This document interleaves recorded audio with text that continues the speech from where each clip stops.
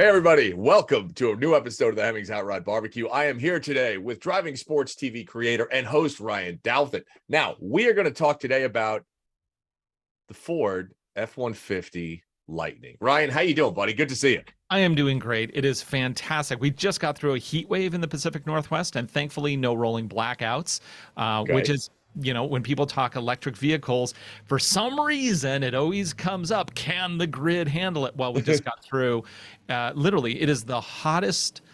This is the first time we've had 6 consecutive days over 90 degrees in the Pacific Northwest since they were keeping records in the mid 1800s. The previous record was 5 days. So yeah, it's been really hot. Nobody lost power. Everything is fine. The society no apocalypse. Well, it's all happening in slow motion anyway. Yeah, but, outside of that, it's the normal collapse is going on right now. So good. It's doing good. Good. Yeah. Well, I want to listen. So I want everybody. There's a couple things. One, Ryan, like I said, is the host and creator of Driving Sports TV on YouTube. If you haven't gone to his channel, you need to do that.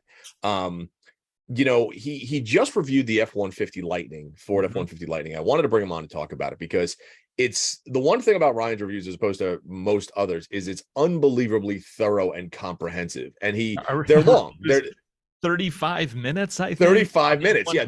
We cut it short too. We were like, let's take out all the fat. Right. But aside from of his standardized review, which is generally 7 to 12 minutes, 7 to 14 minutes, Ryan really does hit on so many things that I think actual buyers are going to want to know on. So if you are in the market for an e-pickup or any vehicle, you go to Driving Sports, check it out. But I watched his entire review on the Lightning, and it really is great. And you touch upon stuff that I think the consumer wants to know. So let's talk about this. So first off, give me an overall impression of the Lightning. And it was an XLT. It wasn't like the super platinum model as compared to like a standard XLT F-150. But keep in mind for viewers, even though this was an XLT, which is kind of the slightly upper mid trim, it still was 80 grand. So this is not a cheap vehicle, but that's because it had the extended range battery pack, and of course it had 4-wheel drive. So these things they add on to the cost, especially that extended range battery pack. That's a 10 grand option.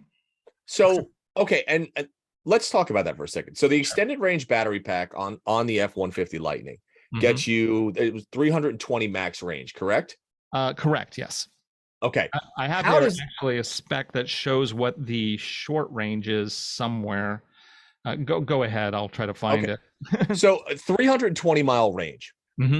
How does that, and a price of 80 grand. Now, when Ryan says 80 grand, he'll go over everything in the video that you can see, but some options that it has, right? It has the tow package. It has the dual motors. It's got the extended battery. So it's got stuff that I think any consumer would option this truck out with, right? Yeah. Because I mean, it's how you'd want it to be, right? It's not the cheaper. It's like seats. Some people would look at that and they're like, well, I never want a car with fabric seats. And if that's where you're at in your purchase, then this one's not going to fly for you because it clearly has very fabric-y seats, which is kind of surprising. At this trim level, I would kind of expect them to have the synthetic leather because that's a very popular option now in the upper mid trims, but no, the cloth. And they seem to be a very durable cloth too. I mean, Ford knows trucks. They know how people use these things. It's not going to wear out in a week, Right. Well, let me ask you this. So that truck's 80 grand, and we're going to go over the specs on that truck in a second. But how does that compare to a gas-powered F-150 price-wise? Yeah, gas-powered F-150s are way up there too. If you compare it to like the hybrid, you can easily option. I mean, granted, you're adding, you're going to like compare like a Lariat. You can spend up to that, close to that amount of money for a gas-powered hybrid one. And the neat thing with both the hybrid and the all electric is you have the Pro Power option, which the Pro Power is phenomenal. And okay, so now go through that. What is the Pro Power option? Because this is a 4Runner last year, and the 4Runner and all the Toyotas have the option to buy a power socket, in the back of the rig. So either the trucks or the 4Runners, you can add a power socket, but the amperage it supports is so low and the voltage is so low that it's just like, it's kind of not really that usable. So is it a 110 or is it not even? No, it's 110, but it's just the amperage they allow. You Yeah. can't like, put a coffee machine on it, and Right. whereas the Ford, you can do a 220 output out of the back of the bed of the truck with like literally like Like you can run your dryer at your home on it. well, like a couple years ago when there were those rolling blackouts in Texas, the Ford Hybrid had just come out, and dealers were letting people use them to power their homes. Like that's how crazy, much dude. power can come out of the bed of this new Pro Power system. One of their demos is people were using an arc welder plugged into the back of the truck with no other support gear. You just plug it in, like it kind of gets you thinking in new ways that you can use your truck. And it's so great because like the hybrid is like the world's greatest, most portable power generator. Right. Whereas the Lightning is the world's greatest, most powerful battery pack. Right. Those little battery packs that you those little charge your phones with you plug your phone in. Yeah, just think of that times 4,000 because it's like right. I don't know how many cells are in the system, but just the biggest battery pack. You could run your iPhone for months on that thing. Yeah. So let me ask you, because obviously one of the biggest things with pickup truck owners and with any EV owners, right? We talk about range, and I've driven a ton of EVs. Obviously, you review them all the time. Oh, yeah, I've driven. So in the real world, and this is my scenario. Like when I test a vehicle, and range is big for me, and I have a really easy test. I drive from San Francisco to Los Angeles. That's a test. 300 miles. And I do it in real world conditions. So like if I can get on I-5 going south, and everybody is cruising it between 80 and 90 miles an hour. Which is not good for electric cars. That extra, exactly. It's like a logarithmic badness that accrues on the vehicle because of the slipstream, because of aerodynamics. Right. That's a tough test. So how does that, and my thing is like, if I can make it to San Francisco to the base of the Grapevine, which is 287 miles from my home. Okay. And I can make that when I get to, I get to about a quarter of a tank, maybe just a tick under a quarter of a tank on most vehicles. Can the Lightning do that? Can it cruise at highway speeds, say 80 miles an hour, 85 miles an hour with the air conditioning on, and have a range like that? Or no? Like things like air conditioning compared to the overall output of those vehicles, like the demands of moving this, 6,000 massive, I don't know how much it weighs, but this massive vehicle through the wind at that speed, trust me, your aircon does not matter if it's on or off. That's inconsequential to the equation these days. Okay. But it would be really, really close. And I don't think you could do it at 80. You probably could do it at 65 to 70 because aerodynamics do play that big of a part, especially with vehicles shaped like a brick, which essentially, people look at like the Cybertruck. You cannot talk about the Lightning without bringing up the Cybertruck. And the Cybertruck, of course, is the perfect truck because it doesn't exist yet.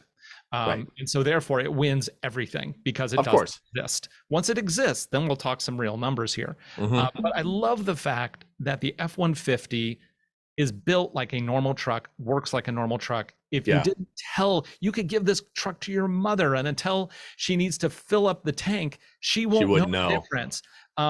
But except for that stunning 0 to 60, which we were just over 4 seconds. Stupid fast. Yeah, stupid fast. Like you don't need a truck to be this fast. But to the detriment of this shape, I mean, this shape is designed for essentially, diesels and V8s. The concept of the squared off truck is not about efficiency through high speeds. So that's kind of the big detriment of this style of vehicle when you actually do start doing those highway runs. It's not designed for that very well. Roger. But that is the exception. Doing this whole like almost 300-mile trip, according to the highway, the National Highway Association, they say that most people's trips are 20 miles, or was it 15 miles? And they are something. Oh, absolutely. So and they are. I think the big thing is you can compare a Tesla versus a Ford versus a Toyota any of these electrics. The fact is that for the most part, with some minor exceptions, for the most part, they're all using the same battery tech. They're Right. exactly the same. So to say, oh, this one has more batteries than this one, or it has more range than the other, you're literally just saying it has more batteries, which of course is more weight, more expense. Which once you add weight, you then had other issues like your braking's not going to be as good, your acceleration, you then have to have more powerful motors, so you have to look at the generational jumps between these vehicles as they go on. The next generational jump is probably going to be solid state batteries. And so like right now, lithium ion is king. And some lithium, derivative based battery. Yeah. And the F-150 uses a lithium ion. It's like literally like just take these, take well, I mean, 4,000 of these and tape them together. The thing about the thing about the range as far as that goes also is most people aren't going to be running their pickups like that, right? When you're on the highway, you have no regen, right? And regen on a pickup is a massive thing doing pickup stuff, right? Yes, exactly. Stop and go, pick up a load, drop it off there. Fleet vehicles like F-150 for a city fleet. Oh my gosh, talk about perfect. Maybe if it was a little smaller, so like a Ranger Lightning, I think that would be almost perfect. Right. But let's be honest, most fleets are F-150s. That's why they sell so many of them. So it was really smart for them to focus on this one. But for these like job sites where they have a very specific range in mind, I mean, how many people drive 4 hours to a job site? I mean, that's not none. It's not. Unless you're up in the Northwest Territories and you're investigating oil rigs and oil lines, at that point, fine. You're probably running a 4-year-old Lariat diesel anyway, so it's a different thing. So the big jump is going to be the next generation of batteries, and solid state is making really good progress. And with solid state, you should see battery packs about half the size, which means that, you've now made a lighter vehicle, all these benefits that'll help with range, and cost. But the problem is right now they still explode. So they're working on that. Working on that. Right. Not sorted yet. I think it was Toyota. What was it, about 6 months ago? They had a press release, and I hopefully I'm remembering this correctly. In my mind, the way the press release read was, Toyota's making great progress on solid state technology. Minor problem, they're still exploding, but we think we might have a way to fix that. It's like, that's not okay. Sure. Let's stop that explodey thing. But once they actually get them ready for production, I mean, just like lithium ion, it exploded when they first designed it. Of course, it's not really an issue. You don't end up with, most vehicles are not blowing up all over the place these days. So, and at that point, I think that's really what, like right now we're at the tipping point of electric is starting to like. Regular people are now looking at electric who maybe never considered before in their 5-6 years ago, 10 years ago, never would have thought of it. Weird. You're that weirdo driving that electric car. But now it's like, oh, Bob has an electric. And okay, well, which one? It's interesting because I mean, years ago when EVs first came out, I was just like, no. When hybrids came out, I was like, whatever the case is. Yeah. But the thing is now you're absolutely correct. As they become more mainstream and as they become more accessible, it's like anything else. As a consumer, you get in, you drive them, and you go, well, it's kind of nice. Yeah. Right? Instant like this torque, is 100% torque at 0 RPM. Nice and quiet. The only thing they're so quiet. And that's kind of, the funny thing. So there's this whole like thing with NVH, noise, vibration and harshness, which is, for those who don't know, when you buy a new car, NVH is the one thing that you kind of can't really put your finger on, but sometimes it's why you do or do not like a vehicle because the way that it feels or it sounds, whatever. As you make a vehicle's engine quieter, this was a big issue when hybrids first started coming out. They started to realize cars make a lot of noises in weird spots. That's right. If the like wind noise, tire noise, the Charger, the engine's droning out everything. So it doesn't matter. Yeah, you could have it the back, the aerodynamics could be going, right? You wouldn't even notice. Right. So the Lightning is so incredibly quiet to drive. They have gotten rid of any wind noise. There's no tire noise because it comes with, some really hard economy tires. But it's just, it's shocking how quiet this thing rides. Also, key point I kind of want to just touch on Lightning is that with the Lightning, even though it looks exactly like an F-150, it is a very modern under Yeah. structure. It just happens to look like it. It actually is fully independent suspension all around. It's not using leaf springs in the back. And leaf springs, you know, you can get that bouncy feel. Yeah. So you just don't get that with it. Drives like a car, kind of more so, just a big, massive, very fast car. But yeah, it is so approachable and so appealing to so many people right now. But the one thing that I, as a car fan, you know, you've done 0 to 60s. Of course. Right. The 0 to 60 is so uneventful in an electric car, and it is so fast, it's almost not fun anymore. Right. So, you know, that first time you do that 0 to 60 at, say, 2 seconds or 2.5 seconds, you're like, my God, this is a revelation. And then you do it one more time and you're like, yeah, I'm good. Yeah. And like, no internal combustion 0 to 60 matters anymore. It just doesn't. You know, it's like, no, it doesn't, but there's you know what, it's interesting you say that, because like Hemmings just bought a Durango Hellcat that we're turning into this crazy race sport vehicle. Nuts. And that does 0 to 60 in like 3.4, right? Which is stupid fast. But with that 3.4 is so much theater and so much excitement, because like you put your foot on the brake, you hit the thing, it's like, and then you let your foot, and it's just crazy amounts of theater and thrust, right? And where electric, a little skill to get that good 0 to 60. It does, even though some of it's built in with like launch control or whatever. You still have technique. I was EVs. I'm noticing this with EVs. Every time I do a 0 to 60, we use a GPS timer system. It's the same timer every single time, and the same road 90% of the times. And the 0 to 60 is within like 1/10 of a second every single time. Yeah. Sometimes it doesn't even matter if the road's wet or not. Still. It's like.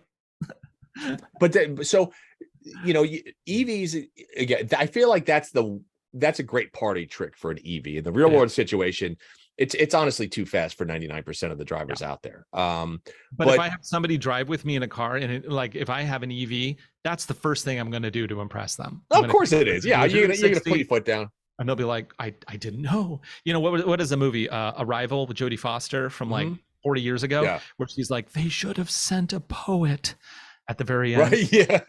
It's like, it's so fast. A poet. Anyway, I like my So what do they do? Let me ask you this.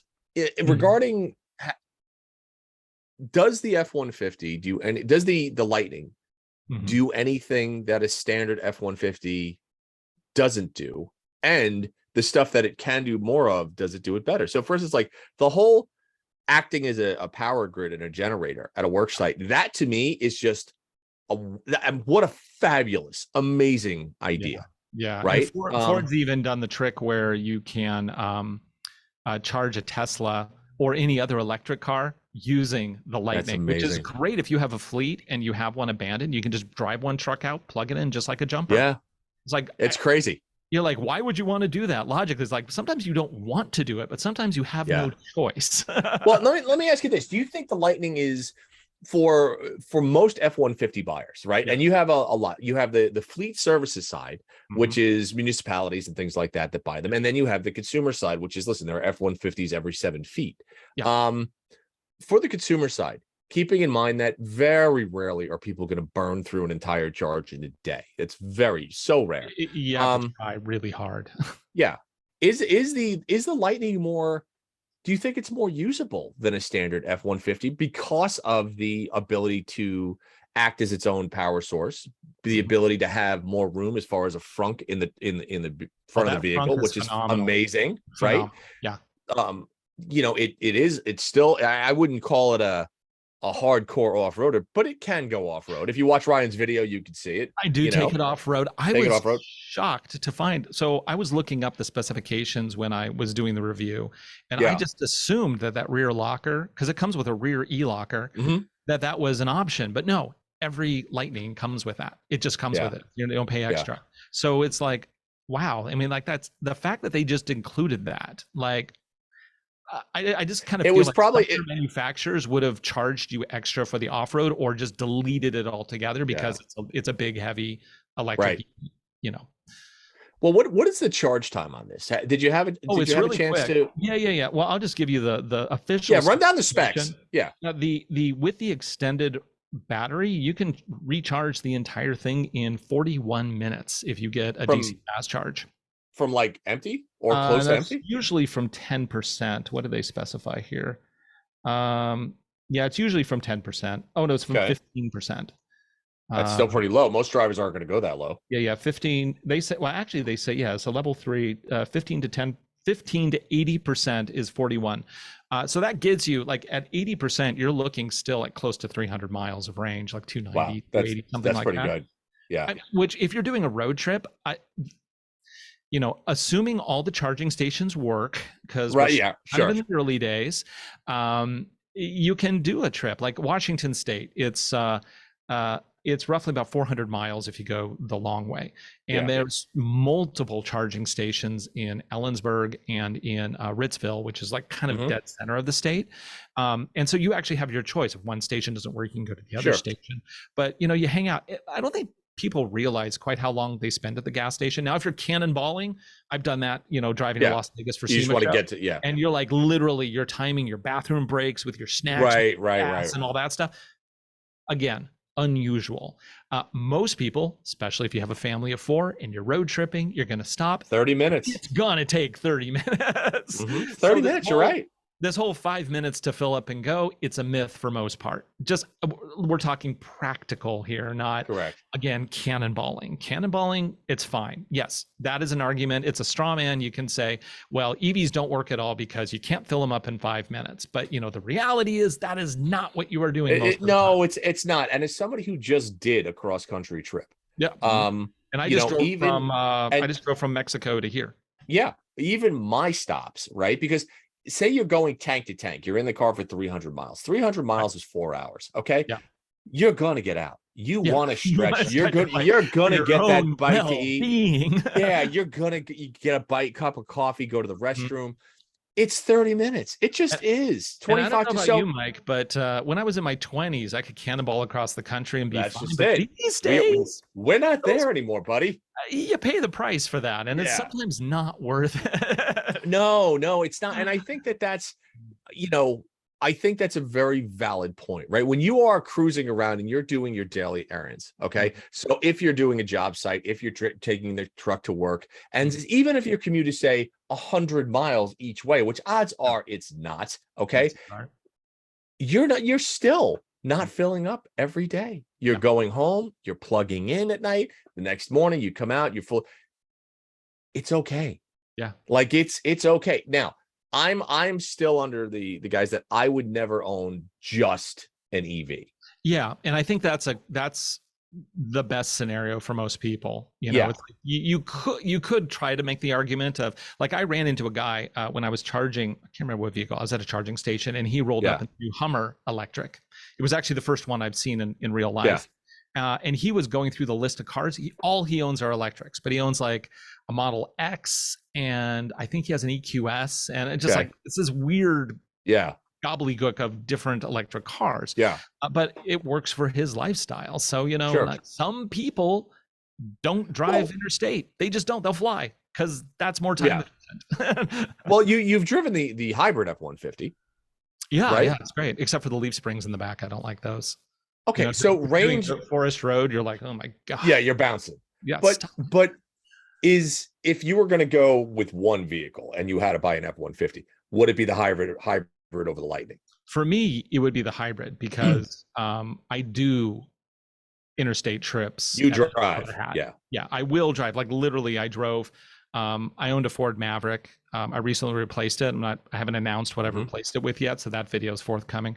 But I am also a professional photographer, and I had a job to do down in Arizona. And the way the job was kind of laid out, I was going to have to end up jumping a bunch of different flights. I'm like, yeah, screw it. I'll just drive it. I'm just going to drive. Like, why not? And I decided that kind of last minute. And most people won't do that. But as a working photographer / video producer, I just don't know where I'm going to be or what I need to do. And sometimes my decision is based on gear because, like, we have that shoot coming up for your new show, and that's a lot of gear. But now with your show, we have to go across the U.S., so I'm not driving that. But if it was within 2-3 states, absolutely, I would just throw it in the truck and drive on down. There would be no question whatsoever. Most people in the universe don't live that way. Right. So, and Right. so I think for most people, would I recommend like the Lightning to everybody? No. The big thing is you have to be an early adopter, only from, not because of a difficulty or because of, and it's the same reason, like I don't really recommend the Rivian R1T, which looks amazing as a lifestyle vehicle, not so much Exactly. Agreed. Like Lieberman loves his. Oh my gosh, he won't stop posting about it. But you know, Lieberman doesn't do truck stuff day to day. Did he buy one, or does he? He's got a press one. I think he's got a press one. I think he bought one. Oh, did he? Oh, wow. Based on okay. his posts, it looked like he's like, he was talking as though it's his own, and normally he's very clear when it's not. So I think he bought a yellow one. But here nor there, he's a video guy. You know, he's not. Of course, it makes sense.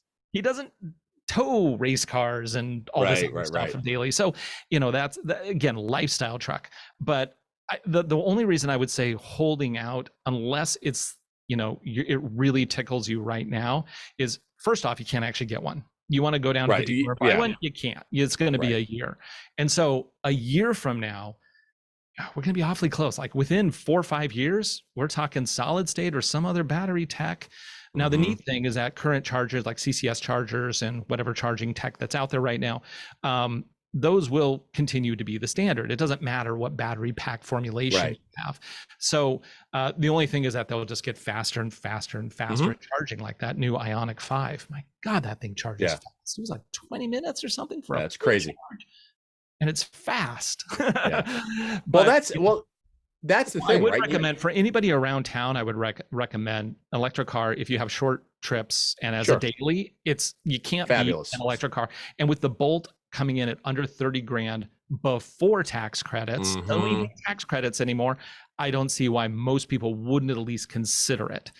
Now, that said, 80 grand for a really fast Lightning, that's a lot of money. And that, I think that's my only real caveat, is that to get that extended range, which I think that fits this type of product very nicely, it's just a lot of money. And I don't recommend people ever going beyond what they can afford just to get that straight thing. And I also don't think that these will retain in the short term, they will have they will retain their value massively. But once new battery tech starts to come out, it just like technology. If you follow technology, you know, things are gotta have it, and they maintain a massive price. But as soon as that next version come out, boom, nobody wants it. So, and that's the biggest issue that I have potentially with a Lightning is, as you know, most people will buy an F-150 and drive it for 10 years. You can totally do that with this truck, especially if you have the extended range. However, if you plan on only driving it, say 5 or 6 years, that's where it starts to get a little sticky, because the value you're retaining in the product it's probably not going to be there. But that is dependent on a lot of unknowns about battery tech. I'm trying to, like, you know, getting out my mayonnaise jar and predicting the future. Oh, sure. Sorry, that was a really old Johnny Carson. I was actually too old. I watched those in reruns. Do you remember when he put the thing on to look in the future? Karnak, man. Absolutely. Karnak, yeah. Well, so let me ask you this. So you've got, all right, so the Lightning, as far as all the technology that's in the Lightning, it is fantastic. Ford was brilliant in doing a Lightning as opposed, yes, they did the Mach-E first, fine, but the Lightning, brilliant vehicle. What have you seen in the Lightning as far as technologies that they've incorporated into this truck that now you're like, I want to see this in every F-150, or say every EV, or every vehicle for that matter? What features impressed you most? Actually, one of the things that I find like mind-blowing that it hasn't existed up until, I didn't really realize, I mean, it's been available on the new F-150 since the new F-150 came out. Shortly after that, they introduced this ability to weigh your payload.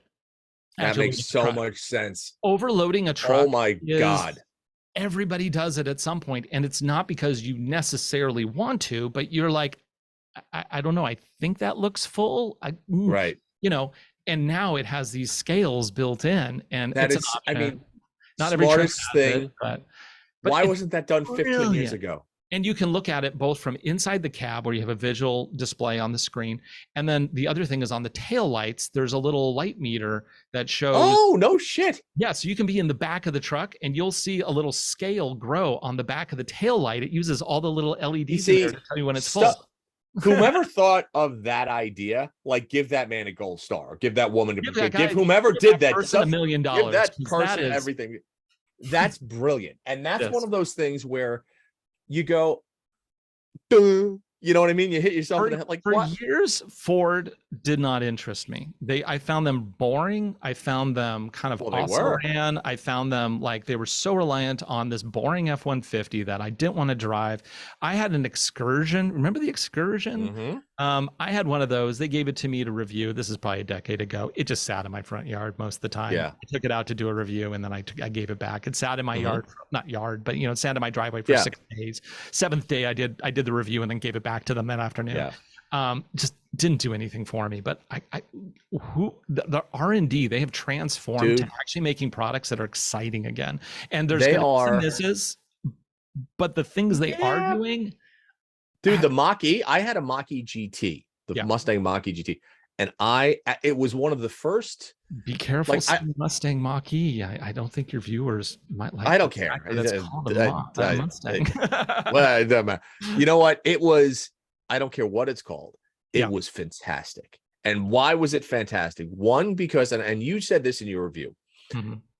Everything that Ford has does, and one of the things that Ryan pointed out in the review, which you should watch, is that the Mach-E has one big kind of bulldog screen in the center, Mhm. and it actually works very, very well. They have one big screen, and then they have a kind of a smaller dash panel, Yeah. and it just works well. It's very intuitive. It's easy to use. You can figure it's done for those display, unlike the Subaru vertical display where it's just which is a mess. Disaster. Yeah. But as a vehicle, it's fantastic. It Mhm. has loads of range. It's ungodly fast. It handles. It's quiet. It's comfortable. Lots of room in the boot. Right? Lots of room in the boot. The F-150 Lightning, same thing. Ford has taken this technology and they've integrated into their vehicles in such a way where even if you're a diehard, like, I'm never going to get an EV, I challenge you to drive one of these and come away and not go, well, that might have changed my mind. What's going to really, I think, tip the scales for Ford to be the #1 EV producer is when they recently trademarked Ranger Lightning, and they also trademarked Maverick Lightning. So we bought a Maverick for the channel a year ago. I just sold it and bought something else because that's what we do. How many miles did you put on the Maverick? I put 12,000. Wow, it's a lot. In 10 months. Yeah. And so when I bought the truck, I bought it because it was available and it was new and it was exciting, not because I'd ever driven one ever. Right. And I bought some vehicles where I like them and they're fine, or they're really popular with viewers and they kind of want to see us do things, and that's fine. It's like, we'll go do this, we'll go do that with a vehicle. That's all well and good. But with the Maverick, I really, really like that truck. It drives so good. I'm like, when Ford announced they're getting rid of sedans, they hadn't yet announced the Maverick. And people were like, are you insane? But they knew that truck was coming, and they knew, but once they have an electric Maverick, I mean, game changer. It's a game changer. It's like, because it's not the great thing about the Maverick is it drives like a car. If you don't look at the outside, you would think you're driving. Never a car. know. And for a certain segment of the demographic, like shops, just every speed shop is going to have a Maverick Lightning as their shop because it makes those are perfect sense. Size. If you're in the city, I mean, florists, everybody's going to have one of these things. I've never seen one because they don't exist yet, but they're on their path. They start with the F-150, which is the big, heavy, expensive vehicle, and then they start working their way down. And the technology they have ready is just phenomenal. You think they'll end up doing so? One of the things I liked about the Rivian, the R1T, one, I think the styling is fantastic. It is a beautiful. And you notice it. My son, who is 13, says Rivian, and like it's nice. But what I like even more is the SUV version. I think that is just beautiful looking. Like I look at that, I'm like, can I afford that? Because like I would buy one of those. I know, but do you think? I know. But based on what you just said, do you think Ford would make an SUV out of the Lightning platform on an EV? Because I love the way the Maverick looks. I think it's a great looking little pickup truck. It's compact. My whole thing is I don't need a pickup truck. I just don't. Yeah. However, I like the idea of a fully enclosed Maverick. Which, and yes, you can get a bed cap, whatever the case is. I don't think they'll do that. I don't think they'll do it. You think it jumps too far onto the Mach-E? I think there'll be an Explorer Lightning before they do that. And I Okay. think that'll be a big moneymaker for them because the Okay. Explorer already looks pretty cool. It drives good. They sell like They everyone. do. Absolutely. So, and Yeah. for good reason. It's not something I would take off-roading. I mean, in our video, we got stuck in the Yeah, snow but I mean, easily, but how many it people was an really, uncommon situation. I mean, Well, dude, how many people get stuck in the snow? I mean, well, I know everybody gets stuck in the snow, but how many people, and well, here's another question. mhm. So, you know, I live in Northern California. You live in the Pacific Northwest. I Yeah, mean, I have 3 vehicles that can absolutely go off-road, yeah, designed to go off-road. yeah. Been off-road like 3 times, Mhm. right? The fact of the matter is, unless you live in like the desert or you're really or in the Northeast where you need like real off-road capabilities, Yeah, 99% of the people aren't going to use it. Now, they're you not. need capabilities that are inclement weather conditions. So Yeah. snow, Mhm. occasional mud, Actually, what you most know, people need in the Pacific Northwest, and maybe there's some other areas that are like this, is you don't even need all-wheel drive, but you need your car to say it's all-wheel drive. And the reason for that is to be able to go over the mountain passes without putting chains on. mm, If you don't have an right. all-wheel drive vehicle, you are required to put chains on It's most like of the going time in Tahoe. winter.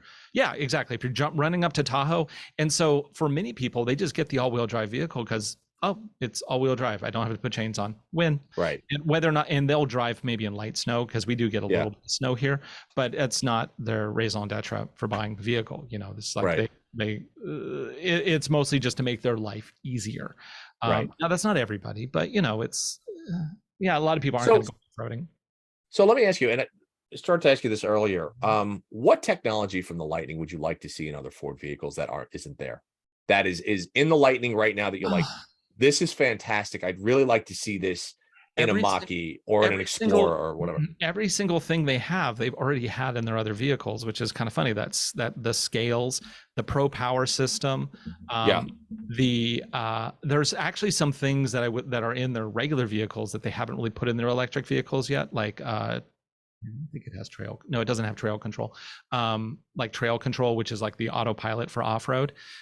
Those type of technologies haven't gotten into the electric vehicles yet. So I think that, you know, it's really exciting because Ford just has great tech throughout all their vehicle Hmm. range different ways. And I think that, you know, but they're all very, very similar. So like Yeah. I've driven the Maverick, I've driven the F-150 Lightning. I can tell you right now what the next generation Ranger is going to look like and feel like, probably because it'll Right. drive very similar to a Maverick because the interior design is going to be very similar, but it'll have the capability of a larger truck. Sure. All these things because they are such a product family oriented vehicle company, yet they make the changes that are necessary to the vehicle, like the independent suspension on the Yep. electric F-150. There's no one tech piece because really, really, when it comes down to it, the only thing that is unique to the F-150 Lightning is the independent suspension in an F-150 chassis, is the electric power, and is the battery pack. You know, other than that, Okay. and frunk, but you know, you Right. can't wish a frunk onto a vehicle that's not built for Right. that.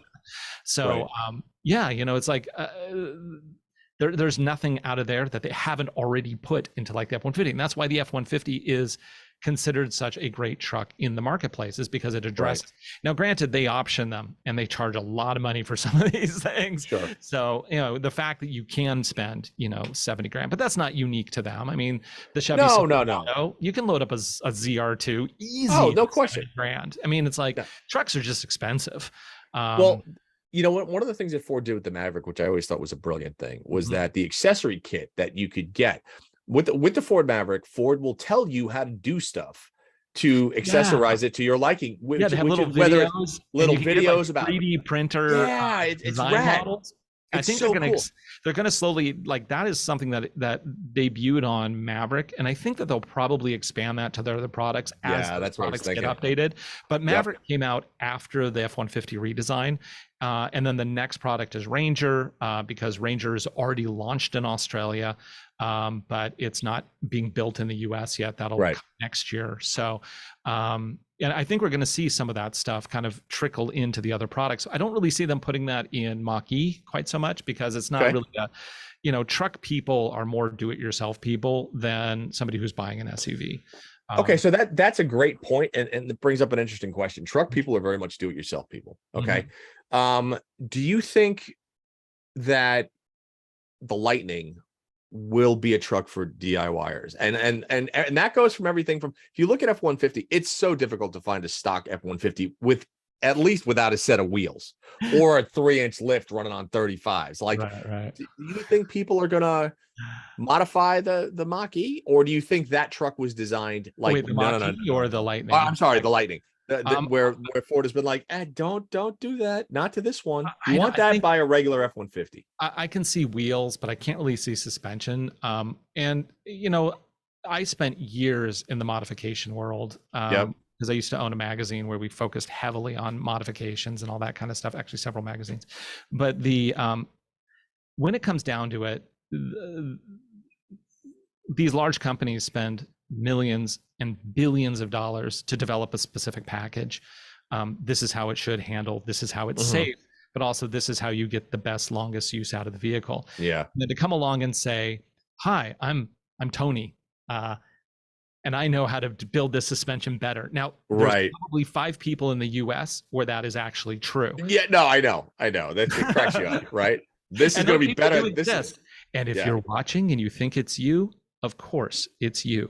But so I can see them changing wheels, tires. I don't think we're going to really, maybe I'll be wrong, but I don't think we'll see a suspension lift with the Lightning, primarily because it is so heavy. I wish I actually knew what that weight was. Well, I would think the Lightning is every bit of 6,000 pounds at a minimum. It's at least, I think it's, I mean, it's 7 or 8. I'm sure it's a super heavy truck. They have 500 specs here and they do not have the weight. But it is super heavy. And I think that when you start getting a vehicle that's that heavy, lifting it up, you're really going to have trouble with dynamics on the vehicle. I mean, they went with independent suspension for a reason on this thing. And then, of course, it does have good tow and payload. I wouldn't necessarily buy an electric car to tow with every publication in the world has now done a test showing it's not great for towing because of battery. Because of physics. Okay. Well, so I just looked it up. 6171 I found for the curb weight on the Lightning. Really? 6,100. So going to be with the title. Now, granted, this is a quick and dirty Google search. The Ford Lightning is lighter than you might think, and it actually was, because Ryan and I had both said, no, it's going to be like over 6. Yeah. I thought it was at least 7, maybe 8. But 6171. Doable for a full size half-ton truck. I guess it's because of all that aluminum they use. It helps cut down on the weight. Yeah, but aluminum composites can do amazing things. I mean, the cool part is, I think that the Lightning as a whole is going to sell. I think for 90% of the people, 99% of the people actually, it's going to be a great truck. It's going to fulfill your daily needs. Yeah, it's the first time where I've seen, like, in people that I've been talking to, and I talk to a lot of people in the industry, but then also people who buy things because I'm kind of a reference. People, watch my reviews for this stuff.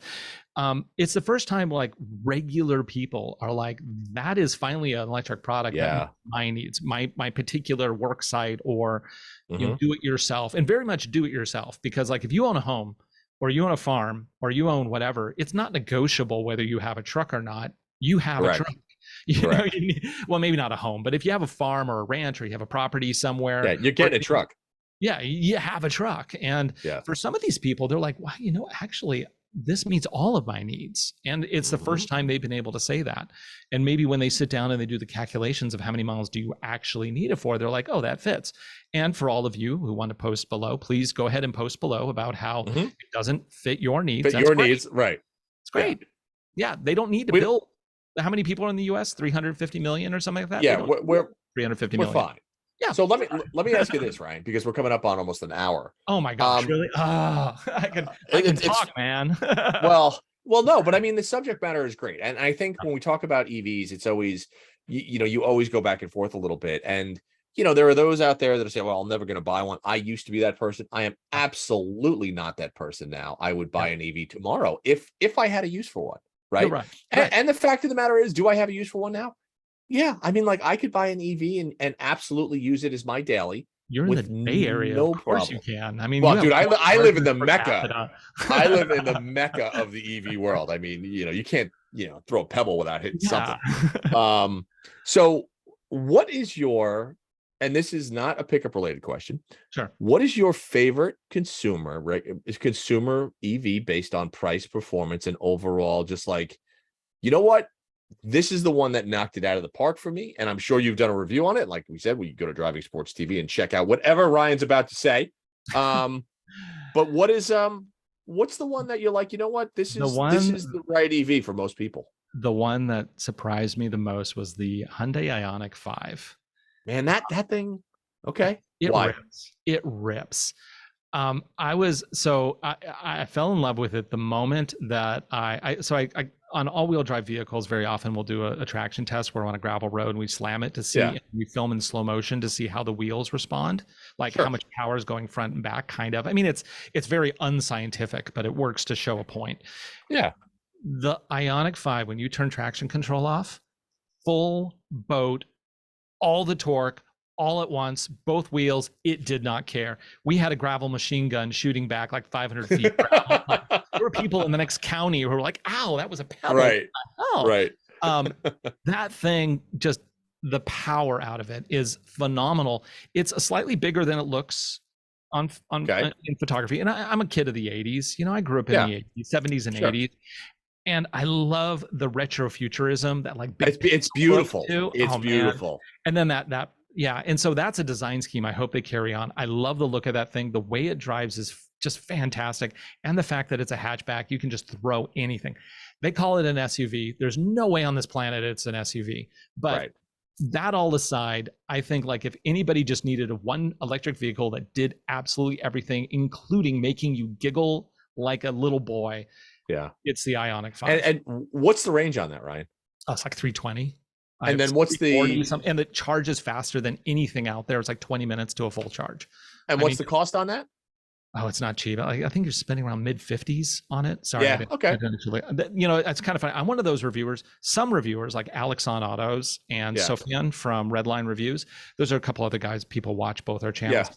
And those guys are like walking encyclopedias, and I hate that. Because some people will say, that Chevelle, not Chevelle because they don't do class, I'm sorry, but like let's just say a Dodge Neon or something like that. They'll be like, they'll know the torque, the horsepower, all of this stuff instantaneously. I'm like, oh wait, let me look. And they're like, didn't you own one? Like, yeah, I owned one, but let me see. 25 years ago, my memory's not that good. I am not one for retaining like data. Like I just did the Lightning, so that'll be in my memory banks for another week. I'll remember how I feel about it, but dude, and then done. Yeah, it's my brain does not have enough room. So then let's do this. We've gone over the Lightning. Ryan gives it a thumbs up. I think, and like I said, go to Driving Sports TV, check out the review. It's long, but it's really thorough and really good. It's chapter so you can jump to the spot that you like. Yes, which is also nice. Aside from that, what else you got going on? What are you looking forward to? And what's well, we have some new roads. We have an off-road test site. We have some new roads going in, which is great. I'm actually taking a break on filming new reviews. We've actually filmed a ton of reviews, so we're queued up. We have the Audi All-Road A6 coming up, which is, I just love that thing. And then we also have, I don't even remember. We have some other stuff coming up, but because I'm moving, I bought a new house. So I've been in the same house for 24 years. So my wife and my universe requires me to focus on that for a week at least. Makes sense. Entire life. Can you please take a week off to do that? It's like, okay, but still I'm here instead. But technically I'm kind of off. Right. Not really. I'll be here all day. Right. But anyway, so that's kind of coming up. We're going to be driving the GR Corolla pretty soon. Very cool. Track. So I'm looking forward to that. That's still a few weeks away, but I think that's going to be a really, really cool vehicle. Right at the and it's kind of interesting, not to stretch this out much further, but just as we're coming to that precipice where people start to go electric, the greatest gas-powered cars in the universe are finally here. Last hurrah, man. It's the last hurrah is the best hurrah, man. I mean, we got the Integra back. We got this GR Corolla that nobody saw coming. It's such a great time to be a car enthusiast. And it doesn't matter if you don't like electrics because, they can be like, these car manufacturers are like, yeah, we're making electrics. It's the future. But hey, how about this? GR Corolla. What do you think of that? Dude, it's the best. And what I also love is that if you want to go out, like I said, we just bought a 710 horsepower SUV at Hemmings because it's awesome. right? But you can go out and buy, any electric, I mean, there is no, If you can oh my find God, but I mean, there is no, oh my God, I wish somebody would build that. Yeah. It's pretty much there, folks. It's there. It exists. And if it doesn't whatever exist you today, want, it existed a few years ago. So yeah, it's like 1,000 horsepower, you got the money, you done. can go do it. EV, 0 to 60 and 2 seconds, go do it. A quick tip for people who want to actually go out and buy a brand new vehicle. Very often car dealers know their inventory before they arrive. So this is the way we bought a replacement for the Maverick. And a lot of people are all like, oh, you ordered it months ago or whatever. It's like, no, I called my dealer up. I said, what do you have coming? They said, we have this. I'm like, okay, I'll buy that. Done. It's not that hard. You just have to be really flexible in what you want options. You can't be picky. You can't be like, yeah, I like that, but I want a moonroof. Correct. If you want to be that guy, great. But you'll wait a year for a vehicle almost at this point because it's just the parts. I really hate this. I really wish we could just go back down and buy what we want. I think probably a year out, maybe. What do you think? Have you heard anything? No, I think you're right. I think it's a year out on most things right now. Again, I think the industry is still going through parts shortages and chip shortages and all that other stuff. If you go to dealers themselves, you'll see very few vehicles on the lots in most cases. Yeah. Dealers. We have a truck rack that was on our Maverick. Yakima truck rack, not sponsored. So I just went out and bought it, and I can't get the side rails for it. It's literally a piece of metal this long with 2 holes. Listen, trying to find wheels, like if you're in the custom wheel business, trying to find wheels is 8 weeks, 9 weeks out. Sitting on a ship somewhere. Sitting on a ship somewhere. So it's difficult. The flexibility aspect. If you can be flexible, fine. You might not be the exact thing that you want. Right. But you can get it. So based on that, I will throw out a big old plug for Hemmings just because if you're looking for anything used and fun and classic and collectible, and obviously Hemmings.com with 20,000 cars, the biggest online marketplace, period. It's pretty macho. Along with our auction. If you're buying and selling a car, throw it up on Hemmings Auctions. You'll get great results.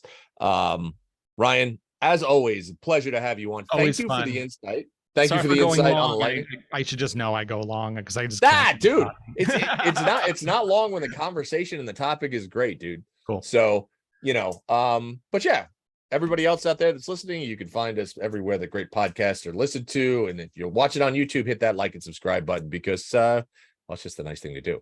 So there you go, Ryan. Thanks again for coming on, buddy. Thank you. See you next time. All right, guys, take care. Thanks for listening, folks. And again, please subscribe to the Hot Rod Barbecue podcast. If you're on Spotify, check us out there. Subscribe to it on iTunes. And if you are going to go to YouTube, make sure you go to the Hot Rod Barbecue podcast and hit that subscribe button. And we'll come to you every week.